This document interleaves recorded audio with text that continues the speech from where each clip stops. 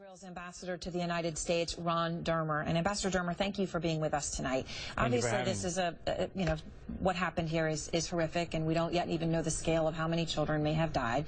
Initial reports indicate that at least 16 are dead, and the initial reports that this attack had come from Israeli tanks. As you know, the Israeli military has said it may have come from Hamas and a rocket which misfired. Do you know at this point? Do you have any more certainty?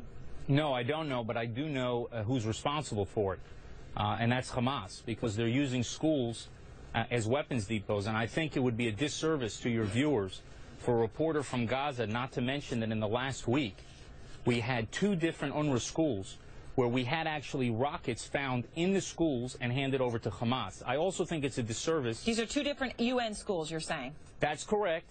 That's publicly available information. It's kind of an important fact for your reporter to mention. And in addition to that, he may have wanted to mention a statement that was made not by the Israeli ambassador, not by the spokesman of the IDF, but by the UN Secretary General yesterday. And I want to read you what he said yesterday, not last year, yesterday. He said this: the Secretary General is alarmed to hear that rockets were placed in an UNRWA school in Gaza and that subsequently these have gone missing. He expresses his outrage and regret at placing of weapons in a UN-administered school. By doing so, now listen, Aaron, exactly what he says. By doing so, those responsible are turning schools into potential military targets and endangering the lives of innocent children, UN employees working in such facilities, and anyone using the UN schools as shelter. This is yesterday. Do you not think that it's relevant to report on CNN that the Secretary General of the United Nations yesterday warned against the use of UN schools and shelter for rocket missile depots of Hamas? And Ambassador, it is relevant. And let me ask you this, because of what you said. But Aaron, I've been listening for 2 hours of reports on CNN.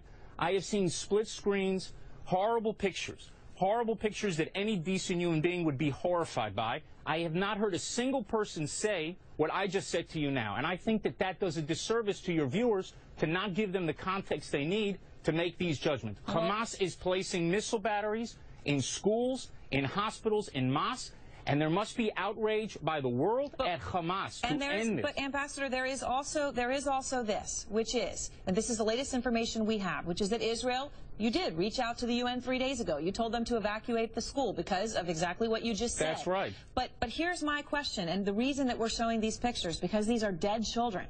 Would Israel have taken the time to confirm that those children were out of the school before you fired? Send someone in to look? Or do you think it's okay that you issued the warning and then just went ahead and fired? Well, if there were kids there, that's their problem. I think you have no basis for making the statement that you just made. Of course we wouldn't fire directly, but I don't know what happened in that school. What I understand is we gave people days to get out of that area. This is in the northern Gaza Strip. There's a good chance that it may have been a Hamas rocket that hit it.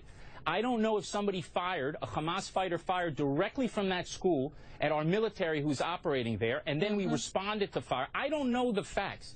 I do know children, and I don't blame the media. Don't get me wrong. I'm not blaming the media for showing the pictures. What I'm blaming the media is for not connecting the dots. The dots point to the responsibility of Hamas for using schools as weapons depots and caches for Hamas. It's unacceptable, and the outrage of the world has to be turned on Hamas. This is the Secretary General of the United Nations speaking yesterday warning that this could happen. All right, Ambassador Dermer, thank you very much.